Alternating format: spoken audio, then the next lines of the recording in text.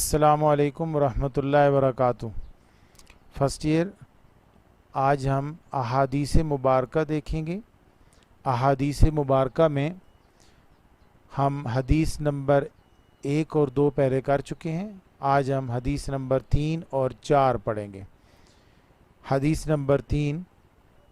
عن ابی عبد الرحمن عبداللہ بن عمر بن الخطاب رضی اللہ تعالی عنہ، عن ابی عبد الرحمن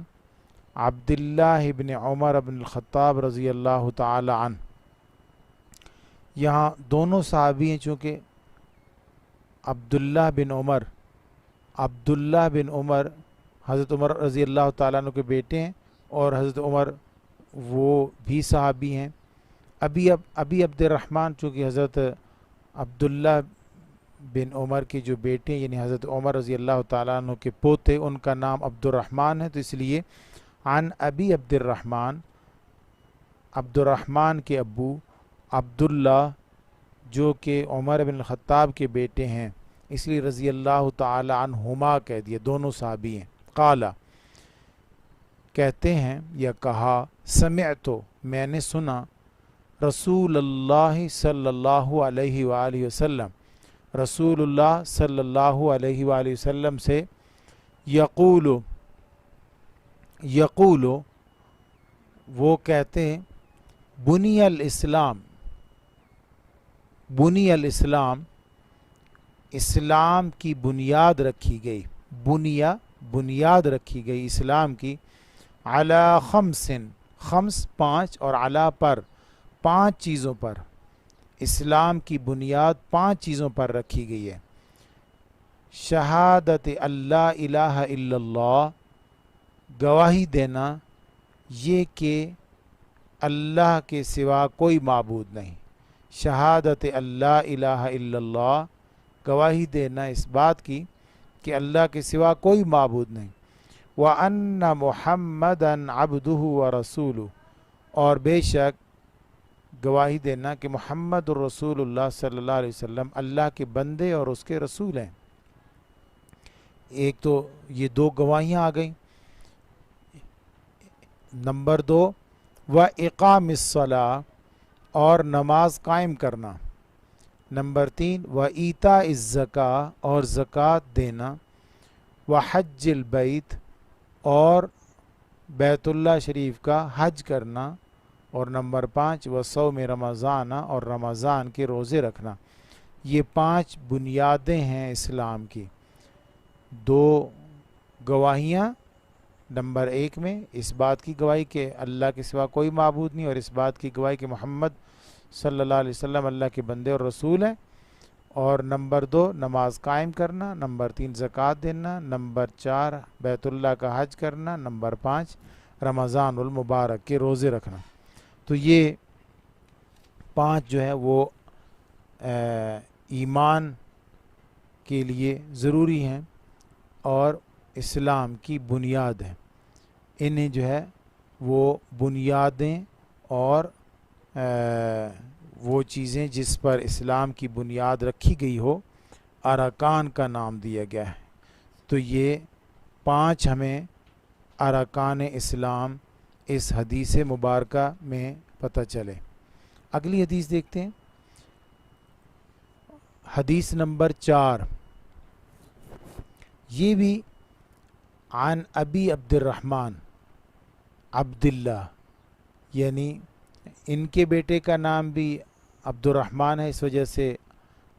یہ ابی عبد الرحمن ہے، اور نام ان کا اپنا عبداللہ ہے، لیکن یہاں ان کے ابو کا نام مسعود ہے۔ تو وہ حضرت عبداللہ بن عمر سے روایت تھی، اور یہ حضرت عبداللہ بن مسعود رضی اللہ تعالیٰ عنہ سے روایت ہے۔ فرماتے ہیں، قال،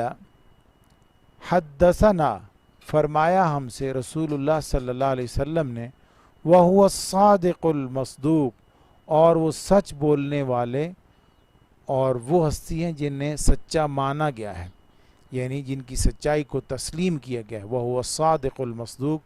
وہ سچ بولنے والے اور سچے تسلیم کی ہوئی شخص ہیں۔ انہوں نے فرمایا، ان احدکم، بے شک تمہارا کوئی ایک یجمع حلقہ فی بطن امہ 40 یوما نطفۃ، کہ اس کی تخلیق کی ابتدا 40 دن تک ماں کی پیٹ میں ایک پانی کے قطرے سے ہوتی ہے، ثم پھر یکون ہو جاتا ہے علقتاً ایک علقہ،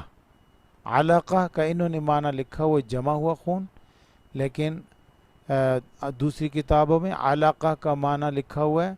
ایک ایسی چیز جو دوسری چیز کے ساتھ چمٹ گئی ہو، تو علقہ جمع ہوا خون، مثل ذالک اسی طرح، ثم یکون مضغۃً پھر وہ گوشت بن جاتا ہے، مثل ذالک اسی طرح، ثم یرسل الیہ الملک پھر اس کی طرف فرشتہ بھیجا جاتا ہے، فینفخ پس وہ پھونک دیتا ہے، فیہ اس میں، الروح روح جو ہے وہ پھر اس میں پھونک دی جاتی ہے، وَيُؤْمَرُ بِأَرْبَعٍ اور اسے 4 چیزوں کا حکم دیا جاتا ہے، بِأَرْبَعِ کلماتٍ 4 کلمات کا اس کو حکم دیا جاتا ہے، ابھی وہ بالکل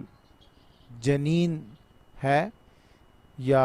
جنین سے بھی پچھلا سٹیج ہے، تو اس کو 4 چیزوں کا حکم دیا جاتا ہے، فَيُكْتَبُ رِزْقَهُ اس کا جو رزق ہوتا ہے وہ لکھ لیا جاتا ہے کہ اس کا کتنا رزق ہوگا، فَيَكْتُبُ پس لکھتا ہے وہ فرشتہ رزقہ اس کا رزق، ایک چیز ہو گئی، وَأَجَلَهُ اور اس کی موت کہ اس نے فوت کب ہونا ہے، وَعَمَلَهُ نمبر 3 اس کا عمل کہ وہ کیسے کام کرے گا، وَشَقِيٌّ أَوْ سَعِيدٌ اور یہ بات کہ وہ بدبخت ہوگا یا خوش بخت ہوگا، تو 4 چیزیں فرشتہ لکھ دیتا ہے، فَيَكْتُبُ رِزْقَهُ پس وہ فرشتہ جو آیا ہے وہ لکھ دیتا ہے اس کا رزق، وَأَجَلَهُ اور اس کی اجل یعنی اس کی موت کب ہونی ہے، اس کا عمل، اور یہ کہ وہ خوش قسمت ہوگا یا بد قسمت ہوگا۔ حضور اقدس صلی اللہ علیہ وسلم فرماتے ہیں، فواللہ پس اللہ کی قسم، الذی لا الہ غیرہ وہ ذات یا وہ اللہ جس کے سوا کوئی معبود نہیں، ان احدکم بے شک تم میں سے کوئی ایک، لیعمل کام کرتا ہے، بعمل کام، اہل الجنت جنتیوں والے، تم میں سے کوئی ایک عمل کرتا ہے جنتیوں والے، حتیٰ یہاں تک کہ ما یکون بینہ و بینہا الا ذراع نہیں ہوتا اس کے اور اس کے درمیان مگر ایک ذراع یعنی ایک ہاتھ، ایک ذراع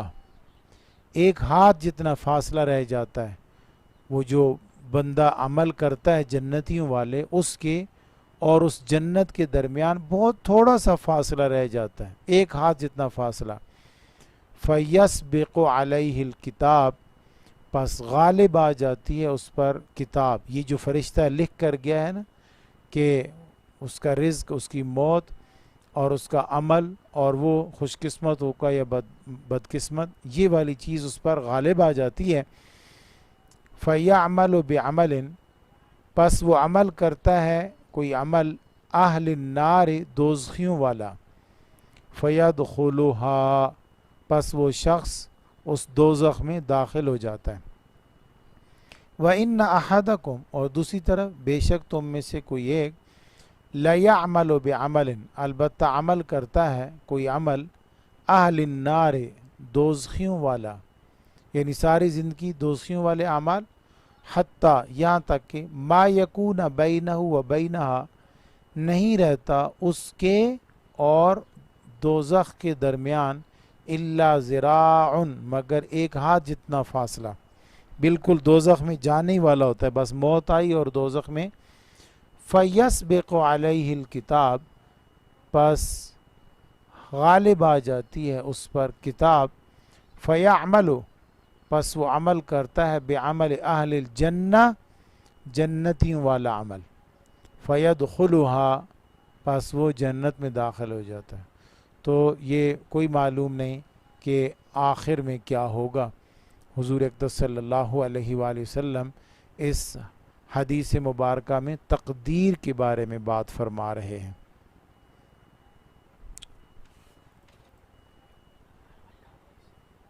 اللہ حافظ۔